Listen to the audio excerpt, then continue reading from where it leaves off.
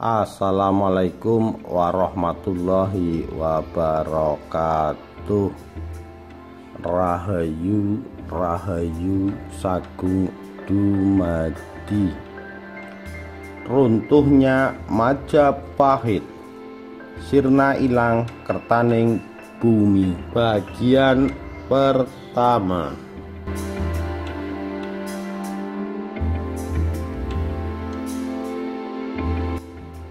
Kehancuran kerajaan Majapahit yang disertai tumbuhnya negara-negara Islam di bumi Nusantara menyimpan banyak sekali fakta sejarah yang sangat menarik untuk diungkap kembali. Sebagai kerajaan Hindu terbesar di tanah Jawa, Majapahit bukan saja menjadi romantisme sejarah dari puncak kemajuan peradaban Hindu Jawa, sudah menjadi bukti sejarah tentang pergulatan politik yang terjadi di tengah Islamisasi pada masa peralihan. Keruntuhan kerajaan Majapahit banyak mengantarkan suatu peradaban bagi orang Cina dalam proses Islamisasi di Nusantara. Stigma yang kecenderungan para sejarawan dalam mengungkapkan bahwa kedatangan Islam di Indonesia lebih pada kecenderungan orang Arab lah yang berjasa sebagai penyebar Islam, sehingga tidak pernah melirik orang Cina pernah andil dalam membangun peradaban Islam. Ketika Majapahit didirikan, pedagang Muslim dan para penyebar agama sudah mulai memasuki Nusantara.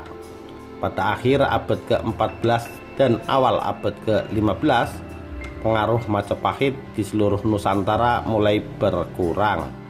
Pada saat bersamaan, sebuah kerajaan perdagangan baru yang berdasarkan agama Islam, yaitu Kasultanan Malaka, mulai muncul di bagian barat Nusantara.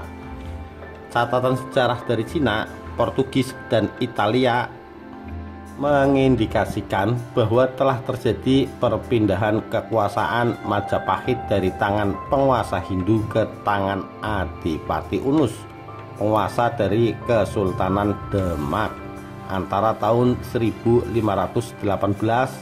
sampai 1521 Masehi. Dalam tradisi Jawa ada sebuah kronogram atau candra sengkala yang berbunyi sirna ilang kretaning bumi. Sengkala ini konon adalah tahun berakhirnya Majapahit dan harus dibaca sebagai 0041, yaitu tahun 1400 Saka atau 1478 Masehi. Arti sengkala ini adalah sirna hilangnya kemakmuran bumi. Namun demikian yang sebenarnya digambarkan oleh candra sengkala tersebut adalah gugurnya Brekertabumi, raja ke-11 Majapahit, oleh Girindra Wardana.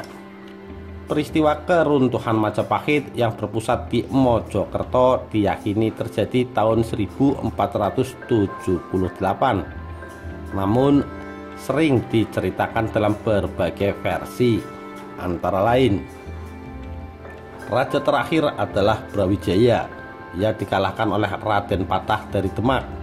Brawijaya mengundurkan diri dan pindah ke Gunung Lawu, kemudian masuk agama Islam melalui Sunan Kalijaga, di mana pengikut setianya yaitu Sabdo Palon dan Noyo Kenggong sangat menentang kepindahan agamanya, sehingga dikenal adanya semacam sumpah dari Sabdo Palon dan Noyo Kenggong, yang salah satunya mengatakan bahwa sekitar teori ini muncul berdasarkan penemuan kronik Cina dari kuil Sampokong.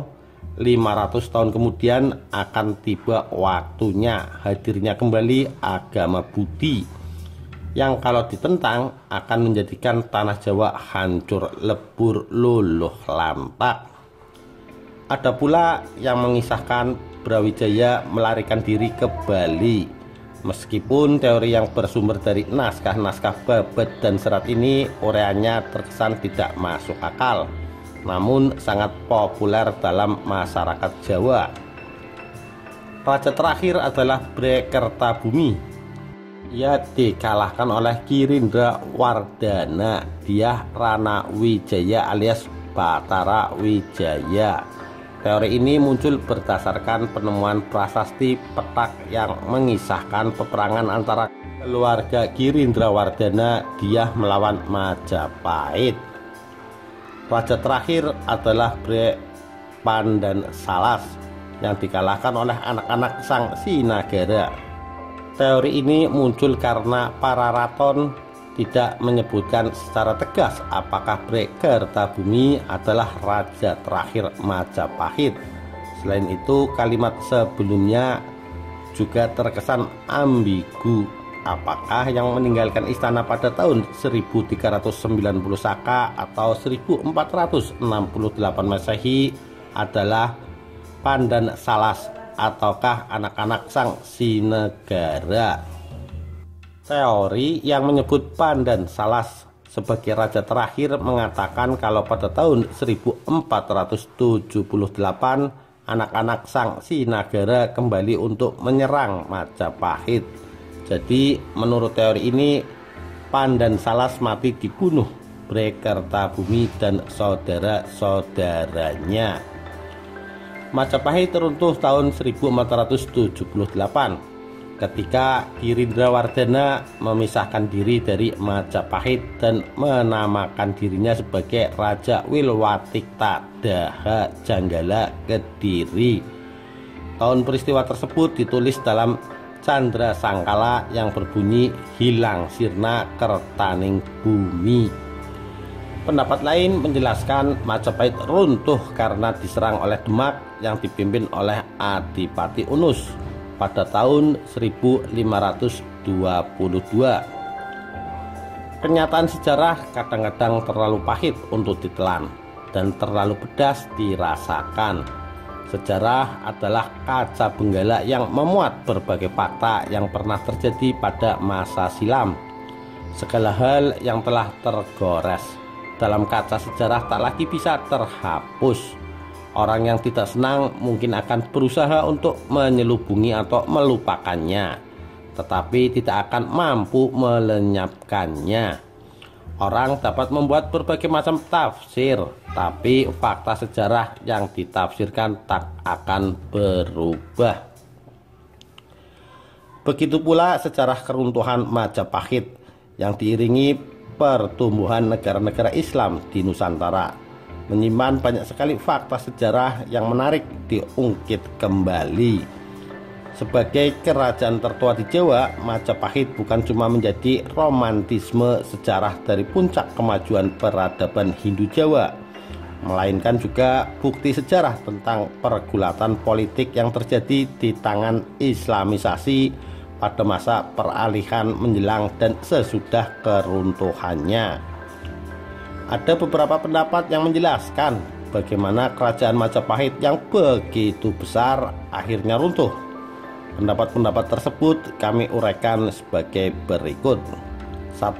Penyebaran agama Islam. Sebelum tahun 1450, agama Islam telah memperoleh tempat berpijak di Istana Majapahit di Jawa Timur.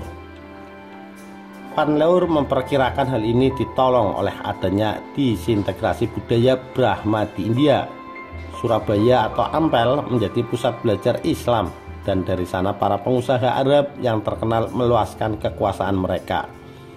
Jatuhnya kerajaan Jawa yaitu kerajaan Majapahit pada tahun 1468 dikaitkan dengan intrik dalam keluarga raja karena fakta bahwa putra raja Raden Patah masuk Islam. Tidak seperti pimpinan-pimpinan Hindu, para misionaris Islam mendorong kekuatan militer supaya memperkuat kesempatan-kesempatan mereka. Memang tidak ada tentara asing yang menyerbu Jawa dan memaksa orang untuk percaya, namun dipergunakan kekerasan untuk membuat para penguasa menerima Imam Muhammad baik di Jawa Timur maupun Jawa Barat. Pemberontakan dalam keluarga-keluarga raja digerakkan oleh tekanan militer Islam. Ketika para bangsawan berganti keyakinan, maka rakyat akan ikut. Meskipun demikian, kita harus mengingat apa yang ditunjukkan Feige, bahwa perang-perang keagamaan jarang terjadi di sepanjang sejarah Jawa. Kedatangan Islam ke Jawa di Gresik, daerah Leran, ditemukan batu bertahun 1082 Masehi berhuruf Arab yang menceritakan bahwa telah meninggal seorang perempuan bernama Fatimah binti Maimun yang beragama Islam.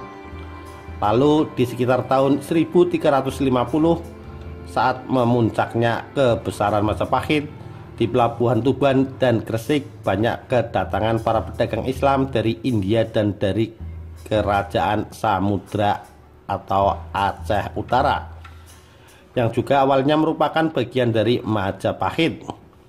Di samping para pedagang Majapahit yang berdagang ke Samudra, juga menurut cerita ada seorang putri Islam berjuluk Putri Cempa dan Putri Cina yang menjadi istri salah satu raja Majapahit. Sangat toleransinya Majapahit terhadap Islam terlihat dari banyaknya makam Islam di desa Tralaya. Dalam kotak kerajaan dengan angka tertua di batu nisan adalah tahun 1369 saat Hayam Wuruk memerintah.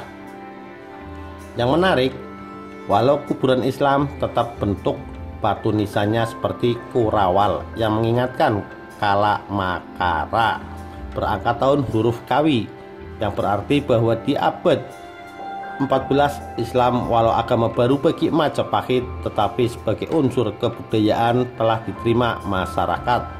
Diketahui pula bahwa para pendatang dari barat maupun orang-orang Tionghoa ternyata sebagian besar beragama Islam, yang terus berkembang dan mencapai puncaknya di abad 16 saat Kerajaan Demak. Wali Songo, mereka yang dianggap sebagai penyiar terpenting yang sangat giat menyebarkan agama Islam diberi julukan Wali Allah, dan di Jawa dikenal sebagai Wali Sanga, yang merupakan dewan dakwah atau mubalik. Kelebihan mereka dibanding kepercayaan atau agama penduduk lama adalah tentang kekuatan batin yang lebih, ilmu yang tinggi dan tenaga gaib, sehingga mereka selalu dihubungkan dengan tasawuf, serta sangat kurang dalam pengajaran fikih ataupun kalam. Mereka tidak hanya berkuasa dalam agama, tapi juga dalam hal pemerintahan dan politik. Syekh Siti Jenar adalah wali serba kontroversial, dari mulai asal muasal yang muncul dengan berbagai versi, ajarannya yang dianggap menyimpang dari agama Islam, tapi sampai saat ini masih dibahas di berbagai lapisan masyarakat.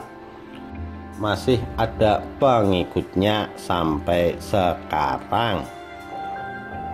2. Perang antara Majapahit dan Demak. Pada umumnya, perang antara Majapahit dan Demak dalam naskah Babad dan Serat hanya terjadi sekali, yaitu tahun 1478. Perang ini terkenal sebagai Perang Sudarma Wisuta, artinya perang antara ayah melawan anak, yaitu Brawijaya melawan Raden Patah. Babad dan Serat tidak mengisahkan lagi adanya perang antara Majapahit dan Demak sesudah tahun 1478.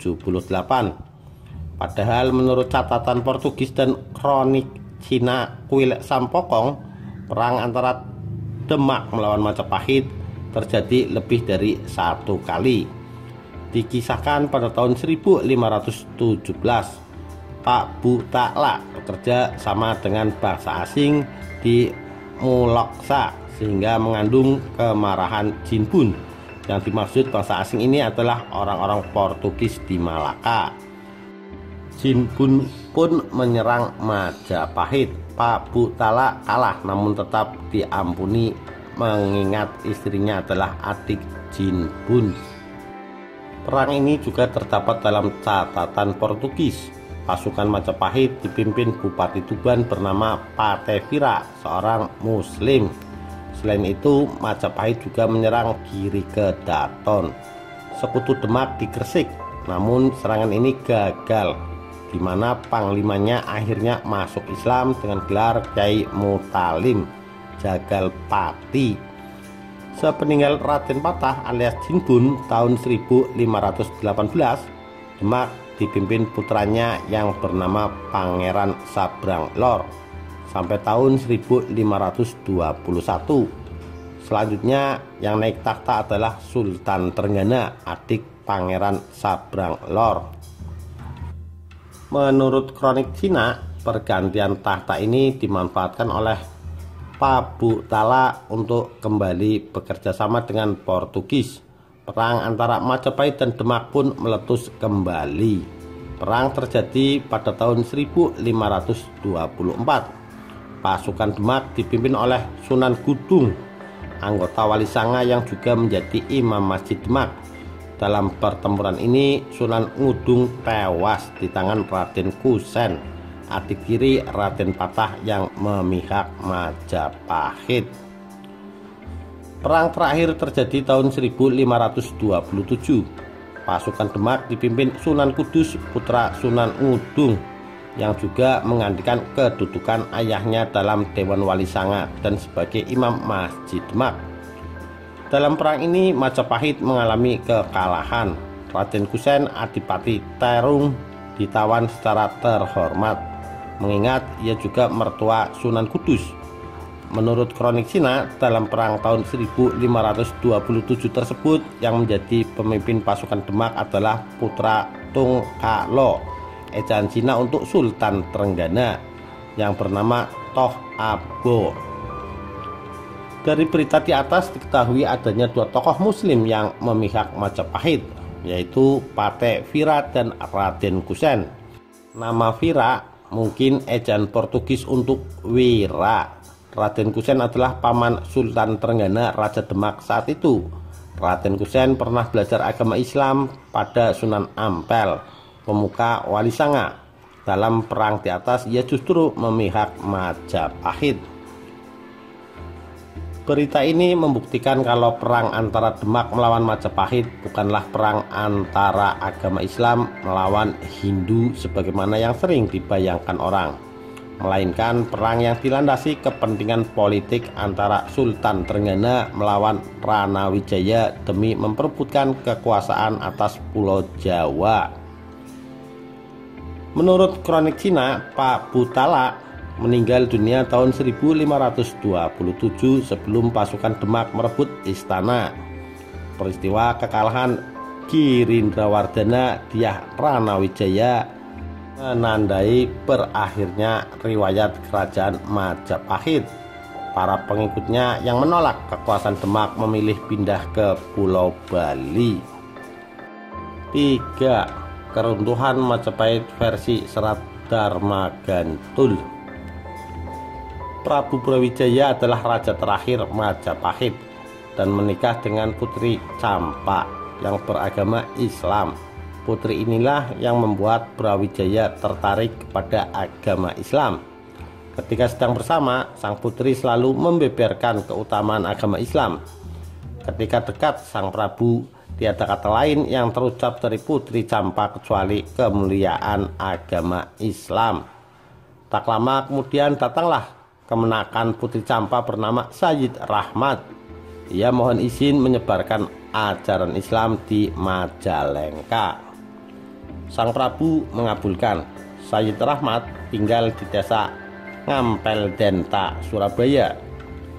Sayyid Rahmat adalah Maulana Arab keturunan Nabi Muhammad Rasulullah. Orang-orang Jawa banyak yang tertarik kepadanya. Penduduk Jawa yang tinggal di pesisir barat sampai timur meninggalkan agama Buddha dan memeluk agama Islam. Agama Buddha telah mengakar di tanah Jawa lebih dari 1000 tahun, menyembah kepada Budi Hawa. Budi adalah zat Tuhan, sedangkan Hawa adalah minat hati. Di wilayah Blambangan sampai ke arah barat menuju Banten pun banyak yang mengikuti ajaran Islam. Banyak ulama dari seberang datang ke Majalengka menghadap sang Prabu mohon izin tinggal di wilayah pesisir. Permohonan itu dikabulkan. Akhirnya berkembang dan banyak orang Jawa memeluk agama Islam. Prabu Brawijaya mempunyai seorang putra bernama Raden Patah. Ia lahir di Palembang dari rahim seorang putri Campak. Ketika Raden Patah dewasa, ia menghadap kepada ayahnya bersama saudara lain ayah tetapi masih sekandung, bernama Raden Kusen atau Husen. Sang Prabu bingung memberi nama putranya. Diberi nama dari jalur ayah beragama Buddha, keturunan raja yang lahir di pegunungan. Dari jalur ibu disebut Kaotiang, sedangkan menurut orang Arab ia harus dinamakan Sayyid atau Sarib. Sang Prabu memanggil patih dan abdi lain untuk dimintai pertimbangan. Sang patih pun berpendapat bila mengikuti leluhur kuno, putra sang Prabu itu dinamakan Bambang. Tetapi karena ibunya orang Cina, lebih baik dinamakan Babah, yang artinya lahir di tempat lain.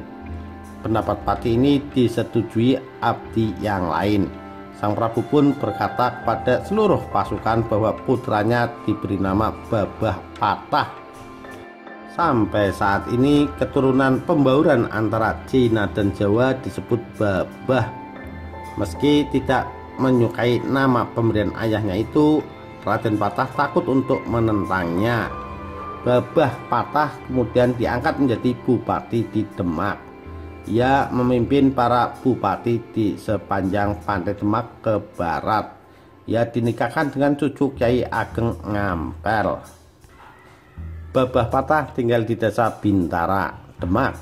Babah Patah telah beragama Islam sejak di Palembang. Di Demak ia diminta untuk menyebarkan agama Islam. Raden Kusen diangkat menjadi adipati di Terung dengan nama baru Raden Arya Pecatanda. Ajaran Islam makin berkembang. Banyak ulama berpangkat mendapat gelar Sunan. Sunan artinya budi, sumber pengetahuan tentang baik dan buruk. Orang yang berbudi baik patut diminta ajarannya tentang ilmu lahir batin. Pada waktu itu para ulama baik budinya, belum memiliki kehendak yang jelek. Banyak yang mengurangi makan dan tidur. Sang Prabu Brawijaya berpikir, para ulama bersarak Buddha itu mengapa disebut Sunan? Mengapa juga masih mengurangi makan dan tidur? Penyebaran agama Islam yang dilakukan oleh Sunan Benang di daerah Kediri mendapatkan tantangan dari Ki Buta Locaya, penguasa di daerah tersebut. Kemudian Sunan Benang menuju ke desa Bogem dan merusak arca kuda berkepala dua karya Prabu Jayabaya. Perusakan arca tersebut mendapatkan tentangan Ki Buta Locaya yang mendesak agar Sunan Benang pergi dari daerah itu. Patih Majapahit menghadap Prabu Brawijaya dan memberitahukan bahwa tanah Kertasana rusak akibat perbuatan Sunan Benang. Akhirnya Prabu Brawijaya memerintahkan agar mengusir kaum Islam dari daerah Majapahit, kecuali kaum Muslim yang tinggal di Ngampel Gading dan Demak. Sunan Benang dan Sunan Giri menyingkir ke Tuban dan berlindung ke Demak. Pada waktu itu Sunan Benang atau Sunan Bonang akan pergi ke Kediri diantar dua sahabatnya di utara Kediri, yakni di daerah Kertosono. Rombongan terhalang air sungai Brantas yang meluap. Sunan Benang atau Sunan Bonang dengan dua sahabatnya menyeberang. Tiba di timur sungai, Sunan Bonang menyelidiki agama penduduk setempat. Ternyata kata Ki Bandar, masyarakat daerah itu beragama Kalang, memuliakan Bandung Bondowoso, menganggap Bandung Bondowoso sebagai nabi mereka. Hari Jumat Wage Wuku Wuye adalah hari raya mereka. Kalau begitu, orang di sini semua beragama Kedah, artinya tidak hitam dan putih pun tidak. Untuk itu tempat ini kusebut Kota Geddah. Sejak saat itu daerah di sebelah utara Kediri ini bernama Kota Geddah. Waktu sholat duhur tiba.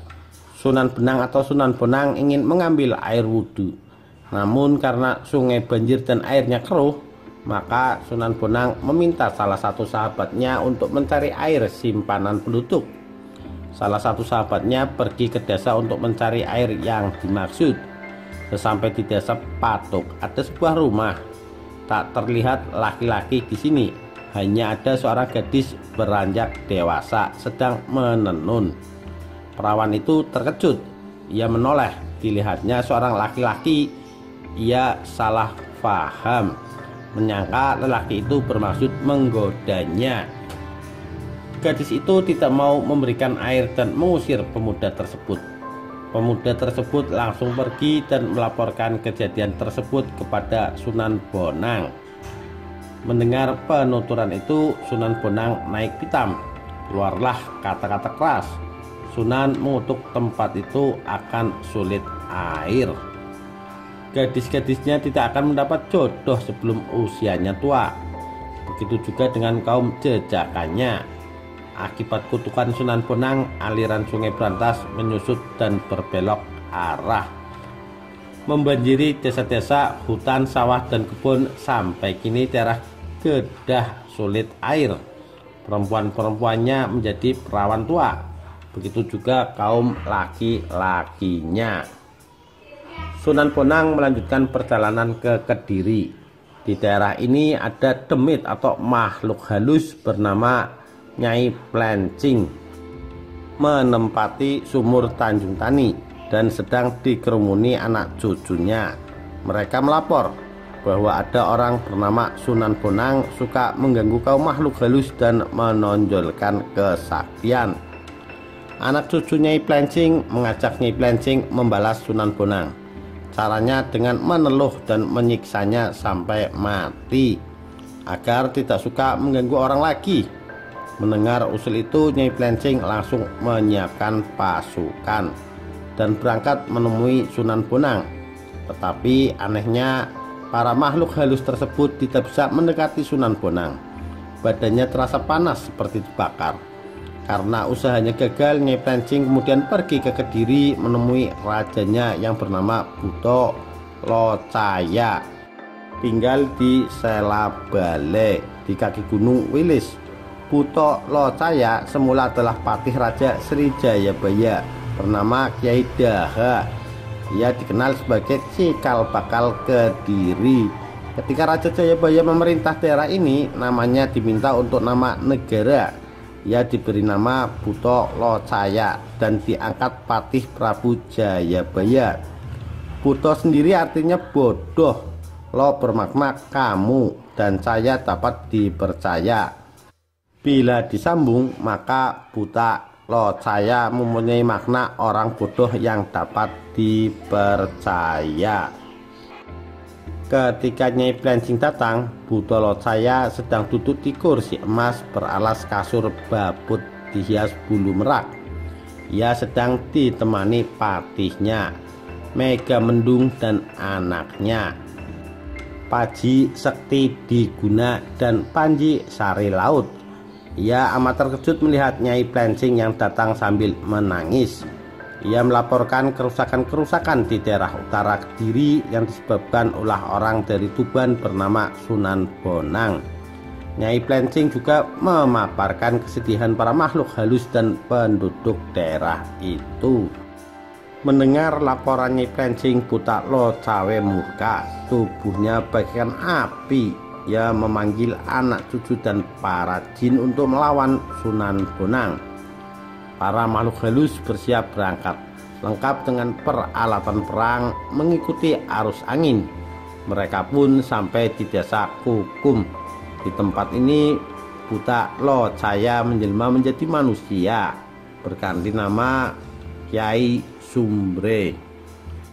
Sementara makhluk halus yang beribu-ribu jumlahnya tidak menampakkan diri, menghadang perjalanan Sunan Bonang yang datang dari utara. Sebagai orang sakti, Sunan Bonang tahu ada Raja Makhluk Halus sedang menghadang perjalanannya. Tubuh Sunan yang panas menjelma bagai bara api. Para makhluk halus yang beribu-ribu itu menjauh, tidak tahan menghadapi wibawa Sunan Bonang. Namun tatkala berhadapan dengan Kyai Sumbrek, Sunan Bonang juga merasakan hawa panas. Dua sahabatnya pingsan. Akhirnya terjadi perdebatan sengit antara Buta Locawa dengan Sunan Bonang. Buta Locawa mengancam akan mengadukan perbuatannya tersebut kepada Raja Majalengka. Sunan Bonang tidak takut akan ancaman tersebut dan tidak takut pula pada Raja Majalengka. Ketika Buta Locaya mendengar kata-kata itu, ia pun marah. Buta Locaya kemudian memuntahkan kemarahannya dengan mengumbar segala kejelekan dari Sunan Bonang. Akhirnya kata Buta Locaya meminta kepada Sunan Bonang untuk mengembalikan keadaan desa Gedah dan Sungai Brantas seperti semula, dengan ancaman jika hal tersebut tidak dipenuhi, maka semua orang Jawa yang beragama Islam akan diteluh sampai mati. Begitu mendengar kemarahan Buta Locaya, Sunan Bonang menyadari kesalahannya. Namun sebagai seorang sunan, kata-kata yang telah diucapkan akan terjadi dan tidak bisa ditarik kembali. Sunan Bonang hanya bisa membatasi saja. Kelak bila telah berlangsung 500 tahun, sungai ini dapat kembali seperti semula. Buta Locaya tidak bisa menerima hal tersebut dan minta keadaan tersebut harus dikembalikan sekarang juga. Akhirnya karena tidak adanya penyelesaian, Sunan Bonang mohon diri untuk berjalan ke arah timur. Sunan Bonang meloncat ke arah timur sungai. Sampai saat ini di kota Gedah ada desa yang bernama Singkal, Sumbrek, dan Kawanguran. Kawanguran artinya pengetahuan, Singkal artinya susah kemudian menemukan akal. Buta Locaya mengikuti kepergian Sunan Bonang yang menyaksikan arca kuda yang berkepala dua di bawah pohon terenggulun. Banyak buah terenggulun yang berserakan. Sunan Bonang kemudian memegang parang dan kepala arca kuda itu dipenggalnya. Ketika Buta Locaya melihat Sunan Bonang memenggal kepala arca itu, semakin bertambahlah kemarahannya. Buta Locaya marah karena arca tersebut adalah peninggalan Raja Jayabaya dan arca tersebut sebagai lambang tekad wanita. Kelak di zaman Nusa Serenggi, barang siapa yang melihat arca itu akan mengetahui tekad para wanita Jawa. Sikap Sunan Bonang yang usil dan merusak patung tersebut menimbulkan kemarahan Buta Locaya. Menurut Sunan Bonang, patung itu dirusak agar tidak disembah banyak orang dan tidak diberi sesaji serta diberi kemenyan. Orang yang memuja berhala itu kafir, rusak lahir batin. Buta Locaya menjawab bahwa orang Jawa sudah tahu bahwa itu patung dari batu dan tidak berwujud Tuhan. Patung diberi nyala kemenyan, diberi sesaji agar para makhluk halus tidak menempati tanah dan kayu yang dapat menghasilkan untuk manusia. Dengan diberi sesajen dan bau-bau yang harum, makhluk halus akan merasa nyaman karena alam makhluk halus berbeda dengan alam manusia. Buta Locaya kemudian meluapkan kemarahannya dengan mengungkapkan sisi buruk Sunan Bonang dan mempersilahkan untuk angkat kaki dari daerah Kediri. Sunan Bonang yang kalah berdebat dengan Buta Locaya akhirnya memutuskan untuk pulang kembali ke Bonang. Demikian runtuhnya Majapahit. Sirna ilang kertaning bumi bagian pertama. Sampai berjumpa lagi di bagian selanjutnya. Terima kasih. Wassalamualaikum warahmatullahi wabarakatuh. Rahayu Rahayu Sagung Dumadi.